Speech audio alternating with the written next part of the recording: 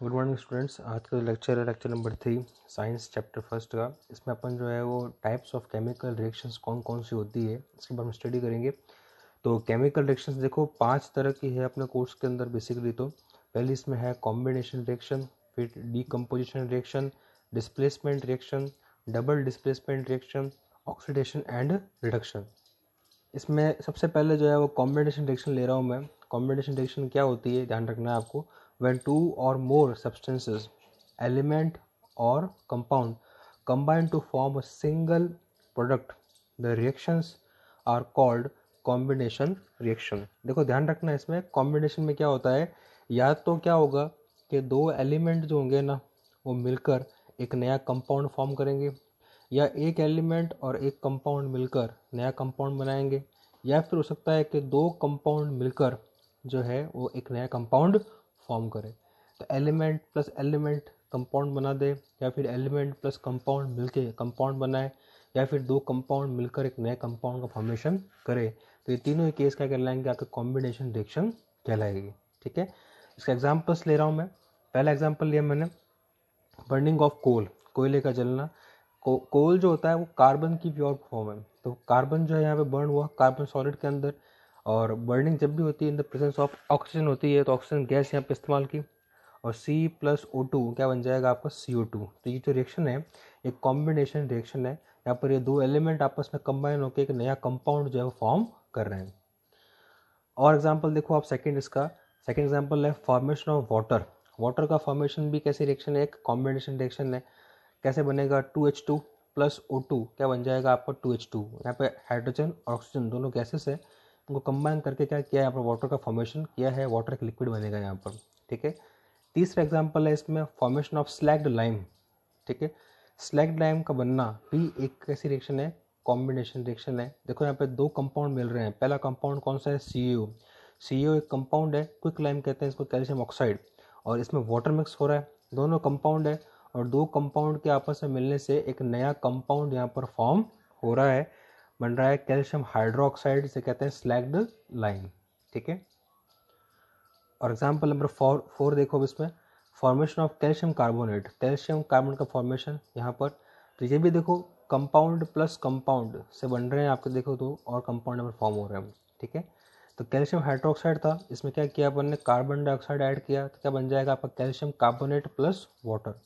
तो calcium hydroxide से calcium carbonate का बनना, ये इसका एग्जाम्पल लिया अपन ने। ठीक है, तो सारे जो एग्जाम्पल देखे आपने ऊपर, ये सारे जो हैं वो किसके एग्जाम्पल हैं, आपके कॉम्बिनेशन रिएक्शन के एग्जाम्पल है।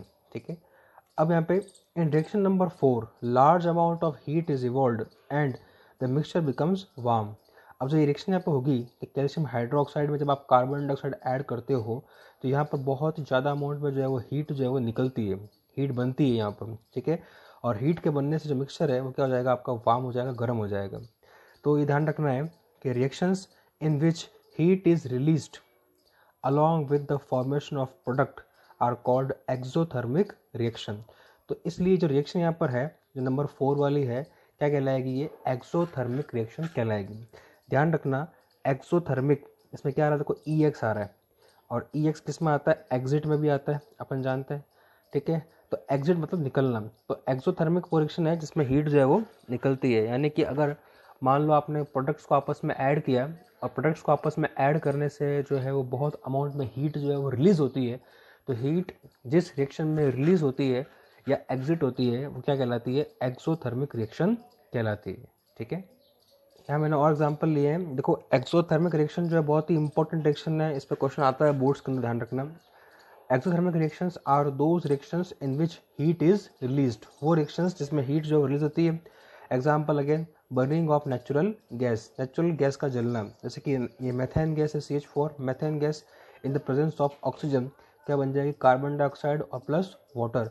तो ये जो रिएक्शन है, कैसी रिएक्शन है ये वाली भी, एक्सोथर्मिक रिएक्शन है, कि जब यहाँ पर मेथेन गैस जलेगी, एक्चुअली जब कोई भी कार्बन का अमाउंट बर्न होता है, कार्बन का कंपाउंड बर्न होगा, तो हमेशा हीट क्या होती है, रिलीज होती है।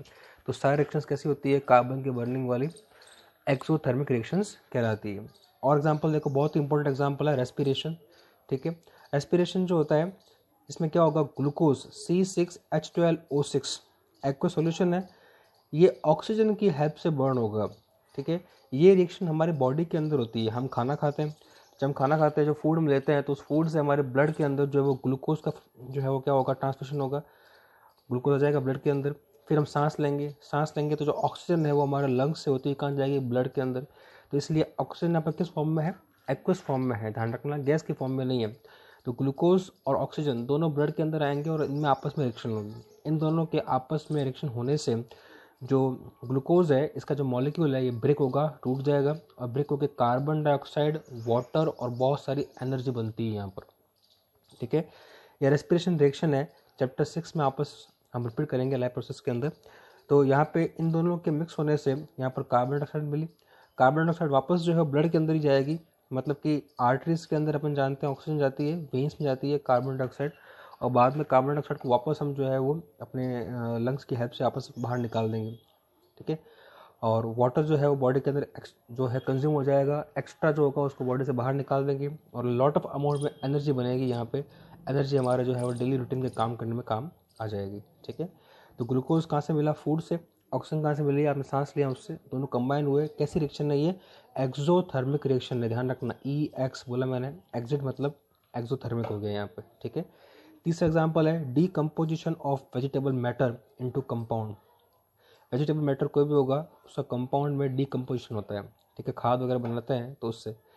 नेक्स्ट है आपका न्यूक्लियर फिजन। न्यूक्लियर फिजन अपन जानते हैं कि जब दो या दो से ज़्यादा, बेसिकली दो कंपाउंड यहाँ पे जो है वो आपस में कंबाइन होते हैं, उनके कंबाइन होने से यहाँ पे जो है एनर्जी का फॉर्मेशन होता है। ये भी आगे चैप्टर में आएगा, तब बात करेंगे इसके बारे में और डिटेल से अपन। तो ये सारे एग्जाम्पल लिए मैंने किसके, आपके एक्सोथर्मिक रिएक्शन के। इसके बाद सेकंड जो रिएक्शन है उसकी बात करते हैं, वो आपकी है डीकम्पोजिशन रिएक्शन। तो डीकम्पोजिशन रिएक्शन क्या होती है, the reaction in which single reactant breaks down to give simpler products known as decomposition reaction. वो रिएक्शन जिसमें सिंगल रिएक्टेंट जो होगा वो ब्रेक होगा, टूटेगा, और टूटने के बाद जो है वो सिंपलर प्रोडक्ट्स बनेंगे, क्या कहलाती है, डीकम्पोजिशन। तो इस पर ध्यान रखना, इसमें लेफ्ट में जो है वो एक क्या होगा, आपका रिएक्टेंट होगा, और रिएक्टेंट जो है वो ब्रेक होके दो या दो से ज़्यादा क्या देगा, आपको प्रोडक्ट देगा। यहाँ पर जैसे FeSO4 है, हीट की हेल्प से क्या हुआ, ब्रेक होके Fe2O3, SO2 और SO3 बना यहाँ पर। ठीक है, ये फेरस ऑक्साइड है, ये आपका सल्फर डाइऑक्साइड और ये सल्फर ट्राइऑक्साइड बने हैं यहाँ पर FeSO4 के टूटने से। सिमिलरली CaCO3 कैल्शियम कार्बोनेट है, ये भी हीट के फॉर्म से जब उसको गर्म करेंगे तो गर्म करने से कैल्शियम कार्बोनेट जो है वो ब्रेक होगा, ब्रेक होकर कैल्शियम ऑक्साइड और कार्बन डाइऑक्साइड का फॉर्मेशन हो जाएगा। तीसरा एग्जाम्पल लेते हैं लेड नाइट्रेट। लेड नाइट्रेट जो है इसको भी गर्म किया आपने, हीट किया, तो हीट करने से जो है वो लेड ऑक्साइड, नाइट्रोजन डाइऑक्साइड और ऑक्सीजन का फॉर्मेशन होगा। ये तीनों जो एग्जांपल लिए मैंने, ये तीनों जो है वो आपके डीकम्पोजिशन रिएक्शन के एग्जांपल हैं। यहाँ पे लेफ्ट में जो है वो एक एक कंपाउंड है जो ब्रेक होकर बाद में मल्टीपल कंपाउंड में क्या होते हैं, चिंप जाते हैं। तो ये सारे रिएक्शंस क्या कहलाएगी, आपकी डीकम्पोजिशन रिएक्शंस कहलाएगी। अब यहाँ पे ध्यान रखना है कि डीकम्पोजिशन रिएक्शन जो होती है ना, ये खुद भी तीन तरह की होती है। कौन कौन सी होती है, एक तो हीट की हेल्प से होती है, दूसरा जो कि इलेक्ट्रिसिटी की हेल्प से होगी, और तीसरा लाइट की हेल्प से होगी। ठीक है, जो हीट की हेल्प से होती है वो तो कहलाती है आपकी थर्मल डीकम्पोजिशन। जो इलेक्ट्रिसिटी की हेल्प से होती है उसमें आएगी आपकी इलेक्ट्रोलाइटिक डीकम्पोजिशन, और जो लाइट की हेल्प से होता है वो कहलाता है फोटो डीकम्पोजिशन रिएक्शन। तो तीन तरह की रिएक्शन होती है, हीट से रिलेटेड थर्मल डीकम्पोजिशन, इलेक्ट्रिसिटी से जो होगा वो इलेक्ट्रोलाइटिक डीकम्पोजिशन, और लाइट की हेल्प से होता है, सनलाइट की हेल्प से बेसिकली यहाँ पे वो कहलाता है फोटो डीकम्पोजिशन। अब जो यहाँ पे आपने ये जो तीन रिएक्शंस देखी ना अभी यहाँ पे FeSO4 की, CaCO3 की और ये वाली लेड नाइट्रेट की, ये तीनों जो है वो थर्मल डीकम्पोजिशन का एग्जाम्पल है, क्योंकि तीनों में देखो मैंने लिखा है प्रॉपर्ली यहाँ पे कि हीट की वजह से हो रहा है। तो हीट की वजह से हो रहा है तो कैसे रिएक्शन से, ये थर्मल डीकम्पोजिशन रिएक्शंस कहलाएगी। ओके, नेक्स्ट देखो सेकंड टाइप इसका इलेक्ट्रोलाइटिक डीकम्पोजिशन। ये एक्टिविटी है किताब के अंदर पेज नंबर 9 पे NCERT बुक के अंदर, इलेक्ट्रोलाइसिस ऑफ वाटर, मतलब कि वाटर को वापस ब्रेक कैसे कर सकते हैं। तो ये इसका डायग्राम दिया हुआ किताब में से मिल जाएगा आपको, वो एक्सप्लेन कर रहा हूँ। एक बीकर लिया है, इसके अंदर पानी भरा हुआ है यहाँ पे, और यहाँ पर जो है वो दो यहाँ पर हमने टेस्ट ट्यूब्स ली है और ग्रेफाइट के रॉड्स लिए हैं यहाँ पे इसके अंदर। एक को बनाया है एनोड, एक बनाया है कैथोड। हालांकि छोटी क्लास में पढ़ा होगा आपने ये वाली रिएक्शन। इनको 6 वोल्ट की बैटरी से कनेक्ट किया है, स्विच लगा हुआ है यहाँ पे, रबर स्टॉपर है, पानी बाहर नहीं आए, यहाँ पानी भरा हुआ है, इसके अंदर भी वाटर है यहाँ पर, और जब यहाँ पे हम करंट देंगे तो करंट देने से जो है वाटर का ब्रेकडाउन होगा और कैथोड के ऊपर हाइड्रोजन और एनोड जो है वहाँ पर ऑक्सीजन इकट्ठा हो जाएगी। ठीक है, तो वाटर का ब्रेकडाउन होगा किसमें, हाइड्रोजन और ऑक्सीजन में, मतलब कि वाटर के मॉलिक्यूल को ब्रेक करके फिर से हम हाइड्रोजन ऑक्सीजन बनाएंगे। ये प्रोसेस जो है वो बैटरी यहाँ पर लगी हुई देखो इलेक्ट्रिक करंट की हेल्प से हो रही है, और बिकॉज इलेक्ट्रिक करंट की हेल्प से हो रही है तो क्या कहलाएगा, ये इलेक्ट्रोलाइटिक डिकम्पोजिशन कहलाएगा। ओके, नेक्स्ट आपका तीसरा टाइप इसके अंदर है फोटो डिकम्पोजिशन रिएक्शन। तो फोटो डिकम्पोजिशन रिएक्शन जो है वो ये भी एक्टिविटी लेनी है आपको, 1.8 number activity page number 9 NCERT के ऊपर है। इसमें दो एक्टिविटीज़ है, उसके एग्जांपल्स ले रहा हूँ मैं यहाँ पर। एग्जांपल पहला है white silver chloride turns grey in sunlight, this is due to the composition of silver chloride into silver and chlorine by light. आप एक है ना प्लेट लो, उस प्लेट के अंदर जो है वो AgCl डाल के उसको जो है वो धूप में छोड़ दो आप खुला। तो AgCl डाल के आपने इसको धूप में खुला छोड़ दिया तो सनलाइट की वजह से थोड़ी देर बाद जो ये AgCl है इसका जो कलर है वो कलर जो है वो चेंज हो जाएगा। वाइट कलर का होगा सिल्वर क्लोराइड, ये ग्रे कलर का हो जाएगा। ग्रे कलर क्यों हो जाएगा, सिल्वर बनने की वजह से। ठीक है, तो Ag में कन्वर्ट हो जाएगा ये, और क्लोरीन गैस जो है बाहर निकल जाएगी सारी। ठीक, तो AgCl अपने आप ही जो है वो Ag प्लस क्लोरीन के अंदर क्या हो जाएगा, ब्रेक हो जाएगा। ये सनलाइट की हेल्प से होगा। सिमिलरली एक और एग्जांपल है, मान लो आपने लिया सिल्वर ब्रोमाइड AgBr, तो AgBr को भी अगर आपने खुला छोड़ा है सनलाइट के अंदर तो ये Ag और Br के अंदर कन्वर्ट हो जाएगा। यहाँ पे Br2 जो है ब्रोमीन गैस है, ब्रोमीन गैस बन जाएगी, और प्लेट के अंदर आपका Ag का जो है वो रेसिडुअल बचेगा यहाँ पर। ये अगेन ये भी वाइट कलर का ही है जो कि आपको ब्लैकिश कलर में आपको वहाँ पर मिल जाएगा। ठीक है, तो ये दोनों रिएक्शंस जो है वो सनलाइट की हेल्प से होती है, तो क्या कहलाती है, ये फोटो डिकम्पोजिशन रिएक्शंस कहलाएगी, फोटो डिकम्पोजिशन रिएक्शंस। ओके, अब देखो इसी में एक एग्जांपल ले रहे हैं एंडोथर्मिक रिएक्शंस क्या होती है। पहले आपने कौन सी पढ़ी थी, आपने पढ़ी थी एक्सोथर्मिक। पहले कौन सी पढ़ी थी अपन ने, एक्सो पढ़ी थी। अब हम कौन से पढ़ रहे हैं, यहाँ पे एंडो पढ़ रहे हैं। तो दोनों में डिफरेंस क्या है, दोनों एक दूसरे का उल्टा है। मैंने कहा था एक्सो को कैसे याद करना है कि एक्सो में एग्जिट, मतलब कि एक्सो के अंदर जो है वो हीट रिलीज होती है, निकलती है। तो एंडो उसका क्या होगा, उल्टा होगा, मतलब कि वो रिएक्शंस इनको करवाने के लिए हमको उल्टा हीट जो है इसको देनी पड़ेगी, इसको जो वो हीट देनी पड़ती है। क्या कहलाती है, वो एंडोथर्मिक रिएक्शंस कहलाती है। ठीक है, the reactions in which energy is absorbed are known as endothermic reaction. Example, जितनी भी तरह की डीकम्पोजिशन रिएक्शंस हैं, जितनी भी तरह की डीकम्पोजिशन रिएक्शंस हैं वो सारी क्या है, आपकी एंडोथर्मिक रिएक्शंस हैं। जैसे कि थर्मल डीकम्पोजिशन, इलेक्ट्रोलाइटिक डीकम्पोजिशन और photo decomposition, they all are the examples of endothermic reactions. ठीक है, अगेन डिफरेंस ध्यान रखना, एग्जाम में क्वेश्चन आता है एक्सोथर्मिक और एंडोथर्मिक में डिफरेंस क्या है, तो ध्यान रखना है। एक्सो में एनर्जी रिलीज होती है और एंडो में आपको एनर्जी देनी पड़ती है, हीट आपको देनी पड़ती है। ठीक है, नेक्स्ट टॉपिक जो इसमें ले रहे हैं अपन, तीसरा रिएक्शन है वो है आपका डिस्प्लेसमेंट रिएक्शन। बहुत इंपॉर्टेंट है ये भी। The reaction in which more reactive element displace less reactive element from its solution. वो रिएक्शन जिसमें मान लो आपने क्या किया कि ना एलिमेंट्स काम में लिए हैं और ज़्यादा रिएक्टिव एलिमेंट जो होगा, मोर रिएक्टिव एलिमेंट जो होगा वो लेस रिएक्टिव वाले को जो है वो हटा देगा या भगा देगा या उसको वहाँ से निकाल देगा। तो ऐसी रिएक्शन क्या कहलाएगी, आपकी डिस्प्लेसमेंट रिएक्शन कहलाएगी। ठीक है, अब देखो यहाँ पे मैं जो ये सीरीज़ ले रहा हूँ, रिएक्टिविटी सीरीज़ है, ये मैं एनसीईआरटी बुक के अकॉर्डिंग ले रहा हूँ। ठीक है, तो इसमें कोई डिस्प्यूट क्रिएट नहीं करें आप कि हमको ये बताया वो बताया है। मैं जो ले रहा हूँ यहाँ पर सीरीज़ ये वाली मेटल्स की ले रहा हूँ पहली बात तो, और मैंने ली है एनसीईआरटी में दे रखा है पेज नंबर 45, तो एनसीईआरटी बुक के अकॉर्डिंग ही ले रहा हूँ यहाँ पे मैं। इस पर जितने मेटल्स हैं वो सारे लिखी है, और मेटल्स में देखो सबसे ज़्यादा रिएक्टिव मेटल यहाँ पर कौन लिखा हुआ है, पोटेशियम। उसके बाद में सोडियम, फिर कैल्शियम, फिर मैग्नीशियम, फिर एल्यूमिनियम, फिर जिंक, फिर आयरन, फिर lead, hydrogen, copper, mercury, silver और गोल्ड। सबसे लीस्ट रिएक्टिव मेटल कौन बता रखी है, यहाँ पर गोल्ड बता रखी है। ठीक है, तो मोस्ट रिएक्टिव कौन सी यहाँ पर, पोटेशियम है। तो मैंने पहले कहा कि ज़्यादा रिएक्टिव जो होगा वो कम रिएक्टिव को डिस्प्लेस कर देगा, ये आपको ध्यान रखना है। फॉर एग्जांपल अगर मान लो पोटेशियम और सोडियम का मुकाबला हो तो पोटेशियम जो है वो सोडियम को हरा देगा यहाँ पर, क्योंकि पोटेशियम क्या है, ज़्यादा रिएक्टिव है। ये आपको ध्यान रखना है कि मोस्ट रिएक्टिव जो होगा वो लीस्ट रिएक्टिव को डिस्प्लेस कर देगा, यही कहलाती है क्या, डिस्प्लेसमेंट रिएक्शन। अब एग्जाम्पल क्या है भाई इसका देखो, जैसे मैंने यहाँ पे लिया कि मान लो आयरन था, आयरन मैंने लिया सॉलिड फॉर्म के अंदर, या लिया है मैंने कॉपर सल्फेट लिया है, ठीक है। तो Fe को ऐड किया कॉपर सल्फेट में, एक तो एलिमेंट यहाँ पर Fe और एक कंपाउंड है। ध्यान रखना इस रिएक्शन में एक एलिमेंट एक कंपाउंड ही होता है, दोनों कंपाउंड नहीं होते हैं इसके अंदर। अगर दोनों कंपाउंड होंगे तो वो डबल डिस्प्लेसमेंट बन जाएगा। यहाँ पर कैसा है, डिस्प्लेसमेंट है, तो एक एलिमेंट है और एक कंपाउंड है। Fe को ऐड किया CuSO4 के साथ में यहाँ पर। अब टेबल में चेक करो एक बार, देखो Fe जो है वो कहाँ पर आता है, ऊपर आता है, और Cu कहाँ पर आता है, आपका नीचे आता है, ठीक है। यानी कि Fe और Cu में से ज़्यादा रिएक्टिव कौन है यहाँ पर, Fe। आयरन जो है वो ज़्यादा रिएक्टिव है, और आयरन ज़्यादा रिएक्टिव है इसलिए आयरन यहाँ पे Cu को डिस्प्लेस करेगा। तो कैसे करेगा, Fe प्लस CuSO4 है, तो आयरन ने Cu को यहाँ से हटा दिया और खुद यहाँ पे सेट हो गया, तो बन गया FeSO4 और Cu यहाँ से क्या हो जाएगा, अलग हो जाएगा। इस तरह से ज़्यादा रिएक्टिव मेटल ने लेस रिएक्टिव को यहाँ से हटा दिया।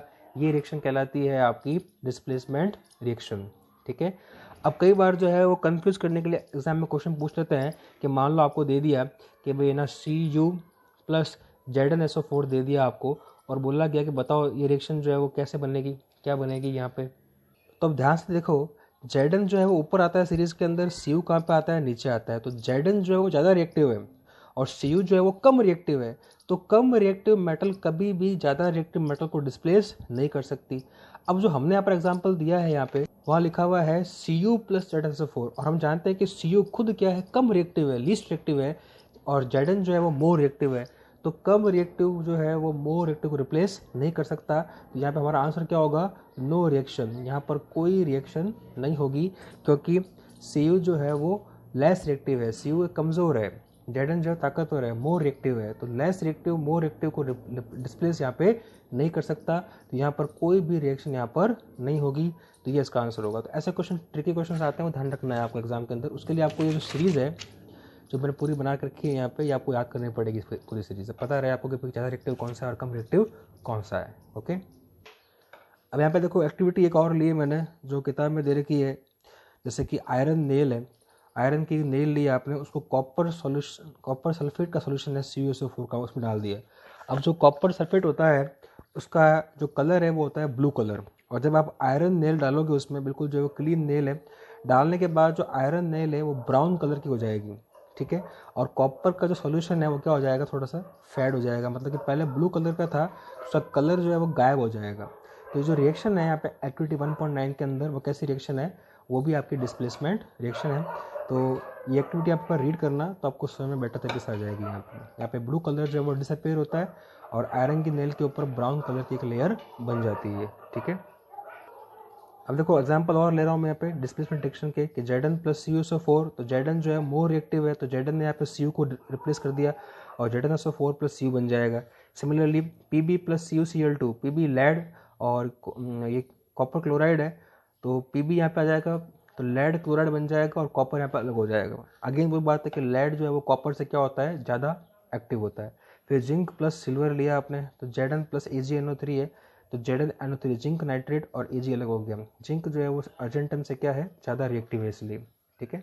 तो वो सारी रिएक्शन जो पढ़ी आपने वो थी आपकी डिस्प्लेसमेंट रिएक्शन। उसके बाद में नेक्स्ट आपकी आती है डबल डिस्प्लेसमेंट रिएक्शन। तो डबल डिस्प्लेसमेंट रिएक्शन क्या होती है, reaction in which new compounds are formed by mutual exchange of ions between two compounds. दो कंपाउंड्स आपस में ऐड होंगे। देखो ये दो कंपाउंड्स है, पहला कंपाउंड Na2SO4 है, दूसरा कौन सा है, BaCl2 है, और दो कंपाउंड आपस में ऐड होंगे और वापस दो नए कंपाउंड्स का फॉर्मेशन होगा। कैसे होगा, यहाँ पर क्या होगा कि जैसे मान लो Na2SO4 है, ये सोडियम सल्फेट है, तो सोडियम सल्फेट अपने आयंस में चेंज होगा। तो सोडियम होता है Na प्लस, SO4 होता है SO4 2 माइनस, ठीक है। और यहाँ बेरियम क्लोराइड है, वो भी अपने आयन में चेंज होगा, Ba2 प्लस और Cl माइनस। अब होगा क्या कि Na2SO4 और BaCl2 है ना, ये अपने पार्टनर्स को एक्सचेंज करेंगे, मतलब कि Na जो है वो Cl के साथ में रिएक्ट हो जाएगा और SO4 जो है वो Ba के साथ में चला जाएगा, तो बन जाएगा BaSO4 प्लस 2NaCl। अब यहाँ पे देखो आयन बने, पहले आयन बनने के बाद में Na ने अपना जो है वो रिएक्शन किससे किया, Cl के साथ में, और बिकॉज Na की वैलेंसी 1, Cl की वैलेंसी 1, तो क्या बन जाएगा NaCl। सिमिलरली यहाँ पे SO4 जो है वो चला जाएगा किसके पास, Ba के पास। Ba की वैलेंसी कितनी है, यहाँ पर 2 है, SO4 की वैलेंसी कितनी है, 2 है, 2 और 2 कैंसिल, क्या बन जाएगा, BaSO4। बताया था मैंने आपको कल कि अगर 2 और 2 है तो 1 और 1 से कैंसिल हो गया। ये मान लो आपका Ba है, ये आपका SO4 है, तो 1 1 होकर ये एक्सचेंज होंगे तो क्या बन जाएगा यहाँ पर आपका BaSO4 बन जाएगा। ठीक है, तो BaSO4 will be formed in the form of white precipitate. अब यहाँ पे स्टार लगा दिया है मैंने, प्रेसिपिटेट बनेगा यहाँ पर, मतलब BaSO4 जो बनेगा वो एक वाइट कलर का प्रेसिपिटेट होगा। देखो रिएक्शन यहाँ पे एक बार वापस कि Na2SO4 है, एक्वस फॉर्म में है, BaCl2 एक्वस फॉर्म में है, बनेगा BaSO4 जो कि सॉलिड फॉर्म में होगा और NaCl जो कि एक्वस फॉर्म में होगा। ठीक है, यहाँ पे BaSO4 सॉलिड फॉर्म में है और ये वाइट कलर का प्रेसिपिटेट बना है, लिखा मैंने यहाँ पर precipitate.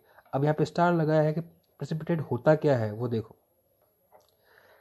Precipitate a substance which is insoluble in water, वो सब्सटेंस जो पानी के अंदर सॉल्युबल नहीं होता है या पानी में घुलता नहीं है, क्या कहलाता है, वो प्रेसिपिटेट कहलाएगा। इन रिएक्शंस बिलो BaSO4 इस प्रेसिपिटेट, यहाँ पर जो रिएक्शन है इसमें BaSO4 क्या है, प्रेसिपिटेट है, यहाँ पर बताया था मैंने भी आपको।